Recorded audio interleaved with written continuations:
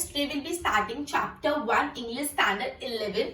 The name of the chapter is The Portrait of a Lady, and this chapter is written by Khushwant Singh. Okay, this is very beautiful, quite tragic, emotional chapter. So I'll read the chapter and I'll explain you point by point. So be attentive, and the most important thing, keep your books handy. You need to keep your books in hands and then I'll be explaining you. Okay. Okay, तो खुशवंत सिंह ने ये chapter लिखा है. Let's start with the chapter. My grandmother, like every Pari's grandmother, was an old woman. She had been old and wrinkled for the 20 years that I had known her. तो author बोल रहे कि जो मेरी grandmother है वो दूसरों की ग्रैंडमदर जैसे एक ओल्ड लेडी है. ग्रैंडमदर मत सुनते क्या है, एक ओल्ड लेडी. तो बोला जो मेरी ग्रैंडमदर है ना वो भी दूसरों की ग्रैंडमदर जैसे क्या है, एक ओल्ड लेडी है. और वो इतनी ओल्ड है ना कि 20 ईयर्स से तो मैं उनको बुढ़ा ही देख रहा हूँ. वो बोलना चाहते हैं ऑथर की 20 ईयर्स से तो मैं उनको एकदम ओल्ड ही देख रहा हूँ. तो वो कितनी ओल्ड है. ठीक है. People say that she had once been young and pretty and had even had a husband, but that was hard to believe.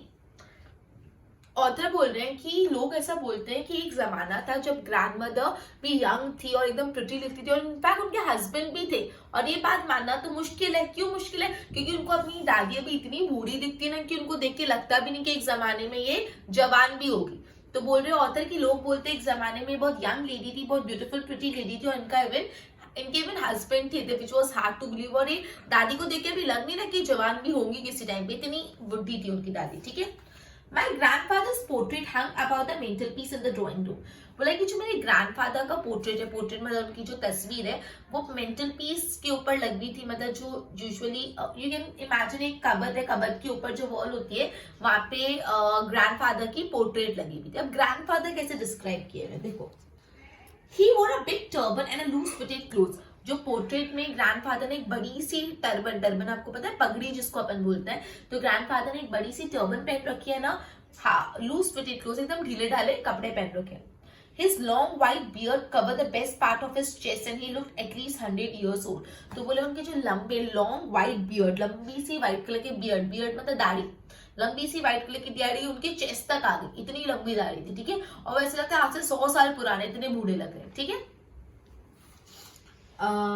He did not look the sort of person who would have a wife or children. He looked as if he could only have lots and lots of grandchildren. मतलब उनको देख के लग भी नहीं रहा था कि इनके बच्चे भी होंगे, इनकी वाइफ भी होंगे. उनको देख के तो ऐसा लगता है इनके बहुत सारे पर पोते होंगे. ठीक है. पर पोते या पर पोती होंगी. ठीक है. मतलब इतने वो एजेड और बुढ़े लग रहे थे. As for my grandmother's being young and pretty, the thought was almost revolting. तो बोला कि मेरी ग्रैंडमदर एकदम यंग थी और प्रिटी थी, ये थॉट एकदम रिवोल्टिंग था. रिवोल्टिंग मतलब कोई चीज को अपोज करना, कि मैं आपको बोल रही हूँ कि ये चीज ऐसे होती तो आप बोलते हो ही नहीं सकती ऐसा.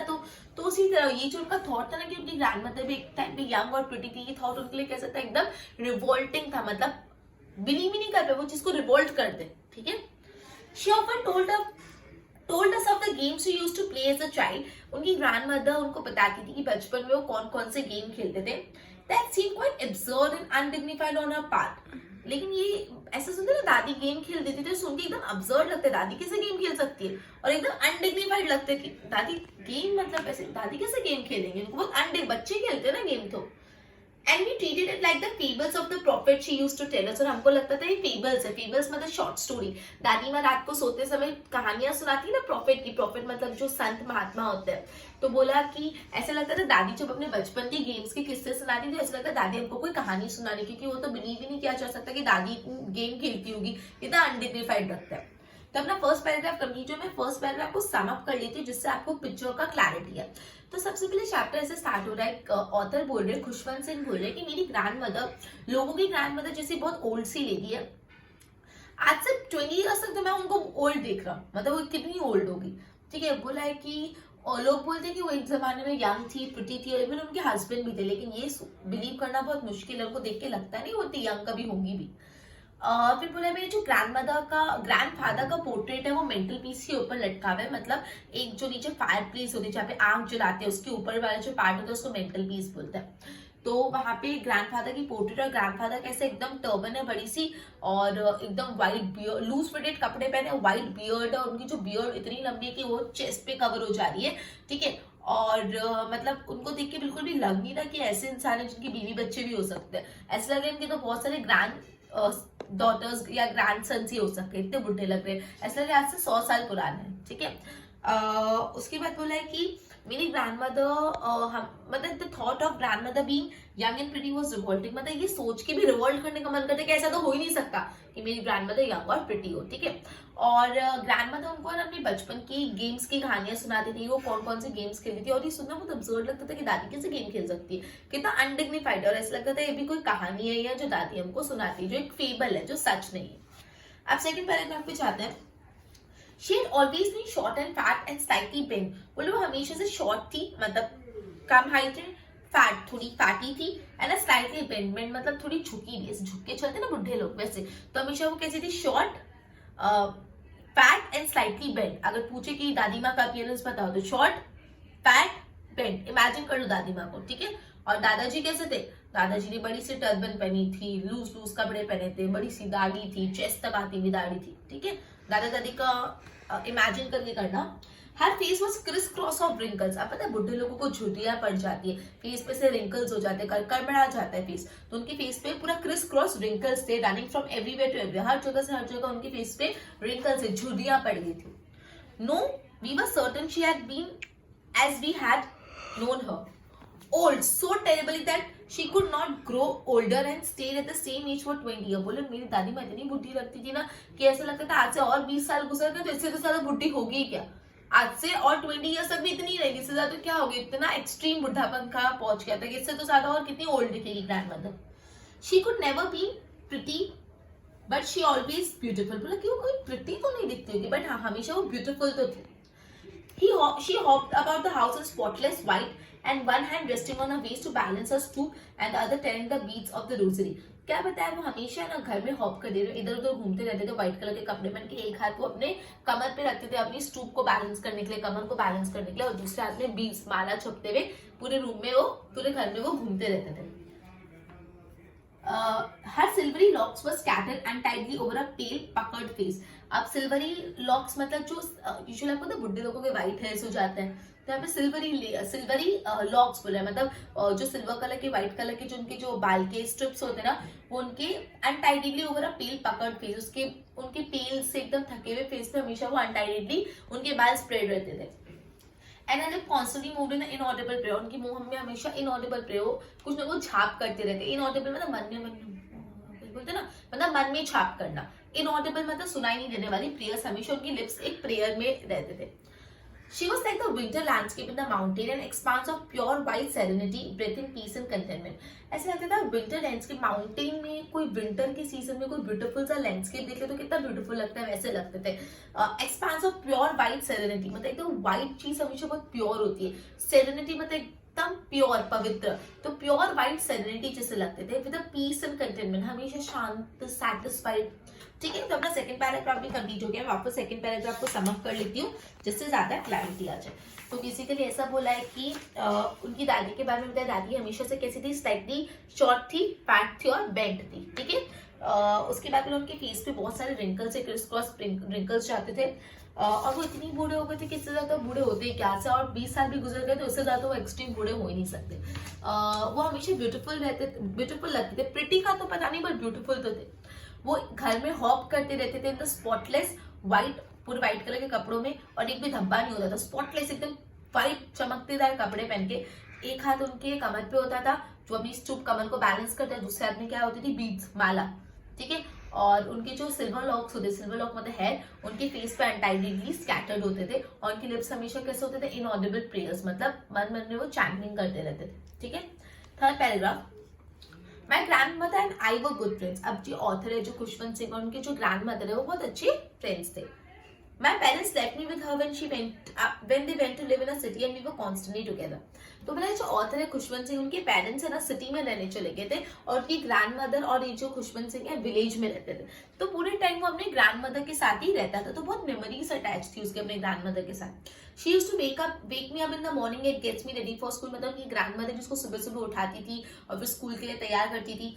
She said the morning prayer in the monotonous sing song while she bathed and dressed me in a hope that I would listen and get to know by heart। उसकी दादी उनको उठाती थी और ना मोनोटोनस मतलब कोई भी रोज एक ही चीज बोलते थे, जैसे तुम लोग अपने स्कूल में जाते हो, जैसे मैम आते गुड मॉर्निंग मैम ऐसे बोलते हैं, उसको बोलते हैं मोनोटोनस, कि चाहो ना चाहो सबकॉन्शियसली मैम को देख के सुबह गुड मॉर्निंग मैम निकल ही जाता है, ठीक है। और तुम्हारा जो नेशनल एंथम, नेशनल सॉन्ग चलते हैं या तो जो प्रेयर्स गाते हैं, वो मोनोटोनस से तुम्हारी आदत है, तुम वो करते रहते हो, उसको मोनोटोनस बोलते हैं कि सबकॉन्शियसली वो करते रहते हो। उसकी दादी मोनोटोनस वे में हमेशा प्रेयर्स गाती रहती थी सुबह सुबह, उनको उसको नहलाने और रेडी करने के टाइम। क्यों गाती थी? उनको ये आशा थी क्या पता सुन के कुछ तो लर्न कर ले, ऐसे तो कुछ आने नहीं वाला इसको, इसलिए कोई ना कोई प्रेयर गाते रहते, क्या पता थोड़ा बहुत कान में तो जाएगा, कुछ तो लर्न होगा, ठीक है। I listen because I love the voice but never bother to learn. तो ऑथर बोला मैं सुनता था बिकॉज मुझे उनकी आवाज बहुत पसंद है, लेकिन लर्न करने का तो कभी मैंने सोचा भी नहीं, कौन प्रेयर लर्न करेगा, बट हाँ मैं सुनता था, बहुत मीठा गाती थी, ठीक है।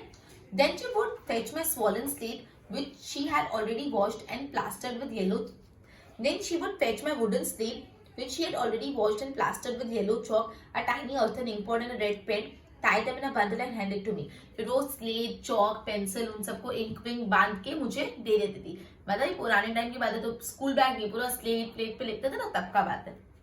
After breakfast of a thick stale chapati with a little butter and sugar spread on it, we went to school. वो ब्रेकफास्ट लेते थे, थिक स्टील चपाती, मोटी सी चपाती, और उसपे क्या डाल देते थे? बटर और शुगर। मोटी सी चपाती वो ब्रेकफास्ट में खाता था और ऊपर शुगर और बटर डाल देते, और फिर अपने स्कूल के साथ।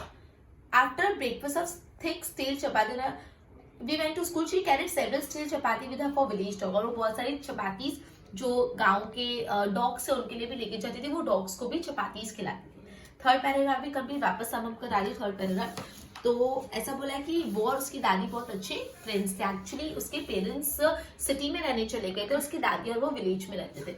तो अर्ली मॉर्निंग डेली उसकी जो दादी थी वो उसको उठाती थी सुबह सुबह और स्कूल के लिए रेडी करती थी। वो अपनी मोनोटोनस में प्रेयर गाती थी। क्यों प्रेयर गाती थी? इस आशा से कि खुशवंत सिंह जो ऑथर है वो सुनेंगे और क्या पता लर्न कर ले। खुशवंत सिंह सुनते थे क्योंकि उनको उनकी आवाज बहुत स्वीट लगती थी, बहुत ब्यूटीफुल वॉइस लगती थी, लेकिन लर्न करने का कभी उन्होंने सोचा नहीं। फिर उसकी दादी उसको स्लेट प्लेट पेंसिल पैक करके दे देती थी और फिर वो ब्रेकफास्ट लेते थे, steel chapati with sugar and butter on it, और फिर वो स्कूल जाते थे। और रास्ते में बहुत सारी स्टील चपाती स्ट्रीट डॉग्स जो विलेज डॉग्स है उनके लिए भी लेती थी। Next paragraph, my grandmother always went to school with me because she school was attached to the temple. हमेशा दादी ना उसके साथ स्कूल जाती थी क्योंकि स्कूल के बाजू में क्या था? टेंपल था, मंदिर था। The priest taught us the alphabet in the morning prayer. जो वहाँ के प्रिस्ट थे, जो वहाँ के मुनि होते हैं, मतलब जो वहाँ के पंडित जी होते हैं, वो उनको the priest taught us alphabet in the morning prayers while the children sat in the rows on either side of the veranda singing the alphabet or the prayers in the chorus. My grandmother sat inside reading the scriptures. अभी actually कैसा school है कि पेड़ के नीचे veranda में सब बच्चे बैठे और जो भी प्रिस्ट है वो उनको अल्फाबेट सिखा रहे हैं, प्रेयर सिखा रहे हैं। तो जब ये बच्चे प्रेयर्स और अल्फाबेट कोरस में गाते थे, कोरस मतलब साथ में गा रहे, साथ में गुड मॉर्निंग मैम बोलते तो कोरस, सब साथ में गा रहे, प्रेयर सब साथ में गाते ना, जैसे A for apple, B for ball, बच्चों को सब साथ में गवाते हैं, उसको कोरस बोलते हैं। तो उस टाइम पे जो उनकी दादी थी वो मंदिर में बैठ के स्क्रिप्चर्स, मतलब जो अलग अलग बुक्स होती है रिलीजियस बुक, वो पढ़ते थे, ठीक है। When we had both finished, we would walk back together. This time, the village dog would meet us at the temple door. They followed us to our home, growling and fighting with each other for chapati we threw on them. अब फिर जैसे school खत्म हो जाता था वो और उसकी दादी घर की ओर निकल जाते थे और रास्ते में उनको डॉग्स एक दूसरे से लड़ते थे, झगड़ते थे कि कौन चपाती लेगा। आपने भी कभी नोटिस किया, कभी एक दिन आप डॉग को बिस्किट खिलाओ या कुछ भी खिलाओ तो फिर नेक्स्ट डे आपको उसी समय पे आपके पीछे पीछे वो आ ही जाएंगे। तो उसी तरह, ठीक है। तो ये पैराग्राफ भी कंप्लीट है, मैं वापस एक बार एक्सप्लेन करती हूँ। तो बोला कि वो और उसकी दादी साथ में स्कूल जाते थे क्योंकि उनके स्कूल के बाजू में क्या था? मंदिर था। अब जो मंदिर के प्रिस्ट थे वही बच्चों को अल्फाबेट्स और प्रेयर्स सिखाते थे वरंडा में बैठ के, और जब बच्चे अल्फाबेट्स और प्रेयर्स कोरस में गाते थे तब उनकी दादी मंदिर में बैठ के रिलीजियस बुक, होली बुक, जो स्क्रिप्चर्स होते हैं उनको पढ़ते थे। फिर जैसे स्कूल खत्म होता था दोनों साथ में घर की ओर जाते थे और घर जाने के टाइम जो डॉग्स होते थे उनको फॉलो करते थे, लड़ते थे, झगड़ते थे कि हमको चपातीस मिल जाए। Next, when my parents were comfortably settled in the city, they sent for us. That was a turning point in our friendship. बोला कि अब जब मेरे पेरेंट्स सेटल हो गए सिटी में तो उन्होंने बोला कि अब तुम लोग भी गांव से आ जाओ शहर। और वो जो लाइफ था, पॉइंट था ना, वो उनकी लाइफ का टर्निंग पॉइंट था। वो जो पॉइंट था ना उनकी दोस्ती का, क्या था? टर्निंग पॉइंट, ठीक है। तो ये पूछ सकते हैं दादी और ऑथर की दोस्ती का टर्निंग पॉइंट कब था? जब उसके पेरेंट्स सिटी में सेटल हो गए और उन्होंने उनको सिटी में बुला दिया। क्यों? ऐसा तो क्या हुआ? पढ़ते हैं। Although we shared the same room, my grandmother no longer came to school with me. अब वो लोग सेम रूम में रहते थे, वो और उसकी ग्रैंडमदर, जब वो सिटी में शिफ्ट हो गई, लेकिन अब सिटी में थोड़ा स्कूल में दादी आ सकती है, अब तुम्हारी दादी या मम्मा थोड़ा स्कूल में तुम्हारे साथ आके बैठेंगे, तो उसी तरह वो लोग एक रूम में तो रहते थे, लेकिन स्कूल दादी नहीं आती थी. I use to go to an English school in a motor bus. वो एक इंग्लिश स्कूल में जाते थे मोटर बस, मतलब वैन लेने आते हैं, वैन, कार, बस. There were no dog in the street and she took feeding sparrows in the courtyard for our city house. और रास्ते में कोई डॉग भी नहीं मिलते थे, तो वो दादी क्या करने लगी, अपने आंगन में जो स्पैरोस होती उनको खाना खिलाती थी. ओके, ये पैरा कंप्लीट वापस समझा रही हूँ. बोला है कि जब उनके पेरेंट्स सिटी में सेटल हो गए तो पेरेंट्स ने दादी और खुशवंत सिंह, मतलब जो ऑथर है, उनको सिटी में बुला दिया. और वो जो पॉइंट था उनकी लाइफ का क्या था, टर्निंग पॉइंट, उनकी फ्रेंडशिप का वो टर्निंग पॉइंट था. क्यों ऐसा था, क्या उनकी फ्रेंडशिप का वो टर्निंग पॉइंट क्यों था? क्योंकि वो लोग एक ही रूम में रहते थे, दादी और ऑथर, लेकिन अब स्कूल में दादी नहीं आती थी. अब वो एक इंग्लिश स्कूल में जाता था, मोटर बस में, रास्ते में स्ट्रीट डॉग्स नहीं होते थे, जैसे दादी अभी क्या करती थी, जो कॉर्टयार्ड आंगन में स्पैरोस आती थी तो उनको खिलाती थी. As the year rolled by we saw less each other. जैसे साल गुजरते रहे, दादी और मेरी मुलाकातें भी कम होती रही. For some time she continued to wake me up and get me ready for school. When I came back, she would ask me what the teacher had taught me. कुछ समय तक दादी मुझे सुबह उठाती थी और जब मैं स्कूल से वापस आता था तो दादी पूछती थी टीचर ने क्या पढ़ाया. I would tell her English words and little things of Western science and learning, the law of gravity, Archimedes principle, the world being round. तो दादी को कुछ इंग्लिश वर्ड बताता था, साइंस के प्रिंसिपल्स बताता था कि दुनिया गोल है, ये सब बताता था, ग्रेविटी के बारे में बताता था. This made her happy. दादी को ये सब चीजें अच्छी ना, दादी को लगता था कि प्रेयर वेयर सिखाओ स्कूल में तो अच्छा, ये सब तो क्या सिखा. दादी को ये बात इंग्लिश एजुकेशन नहीं पसंद आती थी. She could not help me with my lesson. अब दादी तो मदद नहीं कर सकती ना, दादी को नहीं आता था algebra, maths, gravity, science, physics, chemistry, ठीक है. She did not believe in the things they taught in the school and was distressed that there was no teaching about God and the scriptures. वो बोलते थे गलत पढ़ाते तुम्हारे school वाले, और भगवान के बारे में, अपनी जो स्क्रिप्चर्स है, होली बुक्स है, उनके बारे में तो तुमको स्कूल में पढ़ाते ही नहीं है, ठीक है. तो उनको ये बात नहीं पसंद थी. One day I announced that we were being given music lesson. She was very disturbed too, and music had a lewd association. It was the monopoly of harlots and beggar and not meant for gentle flock. अब एक दिन उसने बताया हमको school में music lesson दे रहे, तो दादी तो और गुस्सा आ गई, दादी बहुत डिसअपॉइंट हुई, क्योंकि दादी को क्या लगता था, ये जो म्यूजिक है ना, ये जो रास्ते पे गाते हैं ना, बाजा लेके, उनका ही काम था.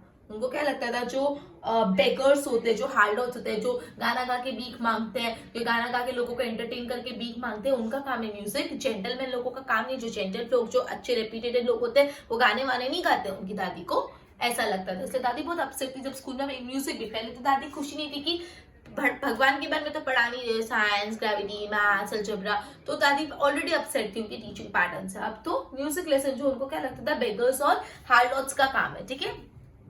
She didn't talk to me after that. फिर तो दादी उनसे बात भी करना बंद कर दी, ठीक है. तो ये पैराग्राफ कंप्लीट, वापस इसको रिवाइज करवा रही हूँ. तो बोला जैसे दिन खत्म होते हैं, मैं और दादी का, हमारी जो मुलाकातें हैं वो भी कम होती गई. थोड़े टाइम तक दादी मुझे सुबह उठाती थी और स्कूल भेजती थी, और जब मैं स्कूल से आता था तो मुझसे पूछती थी क्या पढ़ाया स्कूल में. तो मैं उनको बताता था कि मुझे maths lesson, science lesson, English words बोलते थे. दादी को बात पसंद नहीं आती थी, दादी उनको स्कूल के लेसन में भी मदद नहीं कर पाती थी, और दादी को लगता था स्कूल का जो स्टडी पैटर्न है वो अच्छा नहीं है, बिकॉज वहाँ पे भगवान के बारे में और होली स्क्रिप्चर्स के बारे में तो कुछ समझाते ही नहीं है, ठीक है. तो और फिर एक दिन तो मैंने बताया कि हमको स्कूल में अब म्यूजिक लेसन देने वाले, तो दादी बहुत अपसेट हो गई, बिकॉज दादी के हिसाब से म्यूजिक एकदम बेगर्स और जो हार्डलॉट्स होते हैं, जो गाना बजा बजा के पैसे लेते हैं, मतलब पैसे लोगों से मांगते हैं, उनका काम है. जेंटल फ्लोर ऐसा नहीं करते, ठीक है. और उसके बाद दादी ने थोड़ी बातचीत भी कम कर दी खुशवंत सिंह से, ऑथर से. When I went up to university, I was given a room of my own. The common link of friendship was snapped. अब जो ऑथर थे उनका स्कूल खत्म हुआ, वो यूनिवर्सिटी में गए. अब यूनिवर्सिटी में गए तो ऑथर का अलग सा रूम हो गया घर में, तो एक जो कॉमन लिंक था उनकी दोस्ती का वो भी टूट गया. पहले तो एटलीस्ट एक रूम में रहते थे तो दादी के साथ थोड़ा कनेक्शन रहता था, अब तो रूम भी चेंज हो गया तो दादी के साथ और जो थोड़ी बहुत बची कुची फ्रेंडशिप भी खत्म हो गई. My grandmother accepted a seclusion with resignation. मेरी दादी ने ये जो seclusion मतलब बिछड़ना, विद रेजिग्नेशन, एकदम शांति से एक्सेप्ट कर लिया, कुछ बोला नहीं कि नहीं इसको मेरे बाजू में सुलाओ या व्हाटएवर. एकदम सेक्युलेशन मतलब बिछड़ना, उसको बहुत डिग्निटी से एक्सेप्ट कर लिया कि ठीक है. She rarely left her spinning wheel to talk to anyone. वो अपना चरखा चलाती रहती स्पिनिंग व्हील और किसी से इतना बातचीत भी नहीं करती थी. From sunrise to sunrise she set her wheel spinning and reciting. सुबह से लेके शाम तक वो अपनी स्पिनिंग व्हील चलाती रहती थी और क्या गाते रहते थे, प्रेयर्स गाते रहते थे. Only in the afternoon she relaxed for a while to feed the sparrows. सिर्फ दोपहर को थोड़ी टाइम वो रिलैक्स करती थी और जो स्पैरोज होते उनको खिलाती थी. While she sat in the veranda breaking the bread into little pieces, hundreds of little birds collected around her, creating a veritable bedlam of chirping. अब वो जो ब्रेड के टुकड़े होते हैं ना, ब्रेड के टुकड़े को छोटे छोटे पीसेस में बांट के सारे स्पैरोज को खिलाती थी. जैसे छोटे छोटे टुकड़े सारे स्पैरोज आ जाते थे और चिरपिंग करते थे. चिड़िया चिरपिंग करती, चौपिंग मतलब चिड़िया की जो आवाज होती है, चहकना जिसको बोलते हैं, तो सारी चिड़िया की चिरपिंग करती, जैसे लड़ते ना कि नहीं मुझे ब्रेड पीस चाहिए, मुझे ब्रेड पीस चाहिए, ऐसा. Some came and perched on her leg. कोई उनके पाँव पे बैठ जाता, कोई उनके शोल्डर पे बैठ जाता, कोई उनके सर पे बैठ जाता. She smiled but never shooed them away. वो हंसते थे लेकिन चू चू चू चू ऐसे करके कभी उनको उड़ाते नहीं थे. She used to be happiest half hour of the day. वो उनके दिन का सबसे ब्यूटीफुल आधा घंटा होता था जब वो चिड़ियाओं को ब्रेड पीसेस खिलाते थे. तो ये भी पूछ सकते हैं कि उनका सबसे ब्यूटीफुल हाफ एन आवर कौन सा होता था. ये पैराग्राफ भी कंप्लीट वापस रिवाइज करवा दें, ठीक है. तो बेसिकली अपन ने ये पढ़ा कि अब जब ऑथर का स्कूल कंप्लीट हो, वो यूनिवर्सिटी गए तो उनको एक अलग रूम मिल गया. तो जो कॉमन लिंक था बिटवीन ऑथर एंड उनकी ग्रैंड मदर, जो एक कॉमन रूम था, वो भी चले गया, ठीक है. अब उसकी दादी ने ये सेक्रेशन विद रेजिग्नेशन एक्सेप्ट कर लिया, कुछ ज्यादा बोला नहीं. तो पूरे दिन दादी है ना क्या करते थे, सुबह से लेकर शाम तक अपना स्पिनिंग व्हील चलाते चलाते प्रेयर्स गाते थे. सिर्फ दोपहर को आधा घंटा वो जो स्पैरोज होते हैं उनको ब्रेड पीसेस के टुकड़े कर करके देते थे और स्पैरोज आते थे और एकदम चरपिंग करते रहते थे, जो जो से आवाजें करते थे, ठीक है. और कोई उनके हाथ पे बैठता था, कोई उनके सर पे बैठता था, लेकिन वो कभी भी उनको हमेशा प्यार करते थे, कभी उनको शो नहीं करते थे कि जाओ निकलो यहाँ से, ठीक है. तो और ये जब वो स्पैरो को फीड कराते थे, उनका दिन का सबसे हैप्पीएस्ट हाफ एन आवर वो होता था. When I decided to go abroad for further study, I was sure my grandmother would be upset. I would be away for 5 years and at her age once could never tell. तो बोला कि अब university की पढ़ाई हो गई थी, अब और पढ़ाई करने के लिए ऑथर का जो थे अब्रॉड जा रहे थे, इंडिया छोड़ के जा रहे थे. उनको पता था उनकी दादी बहुत दुखी होगी कि उनका बच्चा इंडिया छोड़ के जा रहा है, क्योंकि 5 साल तक ऑथर इंडिया छोड़ के जाने वाले थे. और वो बोले थे दादी की एज भी होगी, तो उनके कहने का मतलब था यू कैन टेल कि 5 years तक दादी अलाइव रहेंगे कि नहीं, ठीक है. But my grandmother could. She was not even sentimental. She came to me at a railway station but did not talk or show any emotion. अब उसकी दादी बिल्कुल भी सेंटिमेंट्स इमोशन नहीं दिखाए. रेलवे स्टेशन पे छोड़ के ना उनसे बात किया, ना कोई इमोशन दिखाए, ना रोए कि बच्चा जा रहा है 5 साल के लिए, कुछ नहीं. Her lips moved in prayer, her mind lost in prayer. उसके लिप्स प्रेयर करे थे, उसका दिमाग भी प्रेयर में गूंज कर चले गया था. Her fingers were busy telling the beads of her rosary. उनके फिंगर्स माला छपने में बीज थे. Silently kissed my forehead and when I cherish the moist imprint as perhaps the last sign of physical contact between us. फिर उसने दादी ने उनकी जो फोरहेड होता है उसको किस किया as a sign of goodbye, और जो उनका मॉइस्ट किस था वो शायद से लास्ट साइन था उनके बीच में फिजिकल कांटेक्ट का, मतलब दादी ने उनको प्यार से किस किया. वापस समझा लिए, पैराग्राफ भी कंप्लीट हुआ. अब बोल रहे हैं जब ऑथर अब्रॉड जाने का ऑथर ने डिसाइड किया तो ऑथर को था कि उनकी दादी बहुत नाराज होगी क्योंकि 5 साल के लिए वो अब्रॉड जा रहे हैं और उनकी एज में बोल भी नहीं सकते कितना टाइम अभी दादी रहे. बट अब दादी बिल्कुल सेंटिमेंटल नहीं. दादी रेलवे स्टेशन पे ऑथर को छोड़ने आई, ना वो रोई ना उन्होंने कोई इमोशन, लेकिन उनकी दादी उनको रेलवे स्टेशन पे छोड़ने आई, ना कुछ सेंटिमेंट ना इमोशन, ना कुछ बोला ना कुछ, सिर्फ उनके फोरहेड पे किस किया और वो चले गया. और जो फोरहेड पे किस किया वो जो मॉइस्टनेस थी, जब किस करती तो जो मॉइस्टनेस होती है वही एक लास्ट जो फिजिकल कॉन्टैक्ट था उनकी दादी के बीच में. आगे क्या हुआ सुनते. But that was not so. After 5 years, I came back home and was met by her at the station. अब 5 साल गुजर गए, वो अब्रॉड में पढ़ के भी वापस आ गए और वापस उनकी दादी उनको स्टेशन पे लेने आई, ठीक है. She did not look a day older. मतलब जैसी थी वैसी, बिल्कुल और बुढ़ी नहीं हुई ऐसा लग रहा है. ऑथर ने तो पहले बता नहीं इतनी बुढ़ी हो गई थी, किससे ज्यादा तो और लग ही नहीं सकते. तो दादी वैसी की वैसी, ठीक है, एक दिन भी बूढ़ी हुई ऐसा नहीं लगी. 5 साल गुजर गए लेकिन दादी वैसी की वैसी.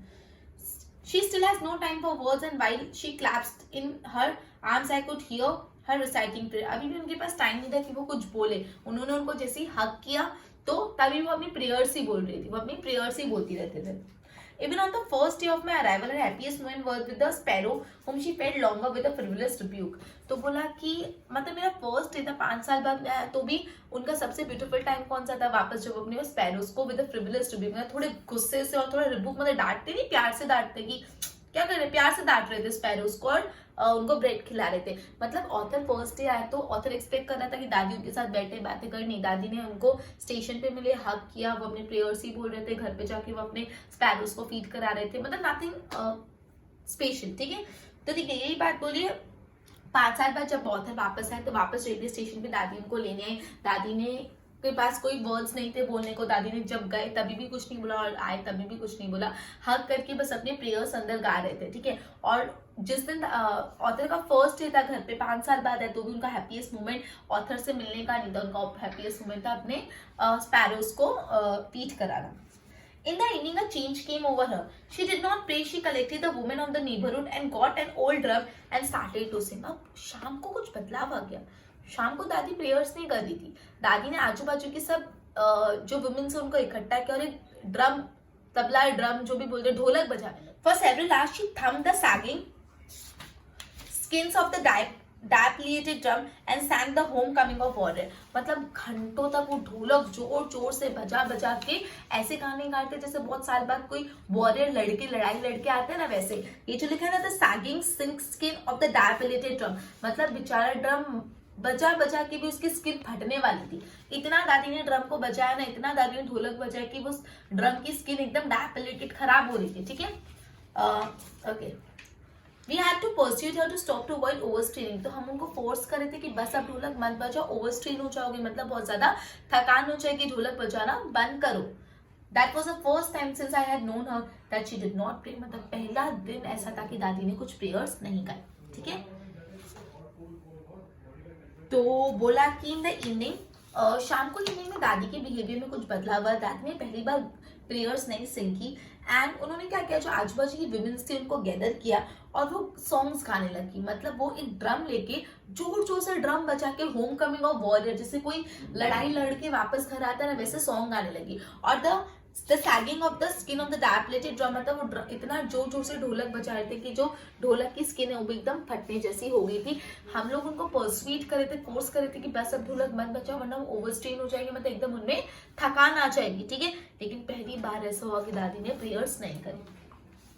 Next morning she was taken in, it was mild fever and the doctor told us that it would go। Next morning दादी बीमार हो गए और हल्का हल्का बुखार था। डॉक्टर ने बोला चिंता मत करो, बुखार ठीक हो जाएगा। But my grandmother thought differently. She told us that her end was near। लेकिन दादी ने बोला नहीं, बुखार ठीक नहीं होगा, बस वो जाने वाले, उनका अंत नजदीक आ गया। She said that since only a few hours before the close of the last chapter of life, she had omitted to pray. She was not going to waste any more time talking to us। तो बोला कि ये जो last time उनकी life का, उन्होंने pray करना छोड़ दिया और वो अभी बिल्कुल भी टाइम नहीं वेस्ट करने वाली उनसे बात करने में। We protested, but she ignored our protest। She lay peacefully in the bed and telling her बीज। उसने बोला मेरी जिंदगी के अब बहुत आखिरी मोमेंट्स है, इस टाइम में मैं तुमसे बात नहीं करूंगी। वो अपने बेड पे अपने बीज जो माला है वो लेके बैठ कर। Even before we could suspect her lips stop moving and the roti fell from her lifeless finger.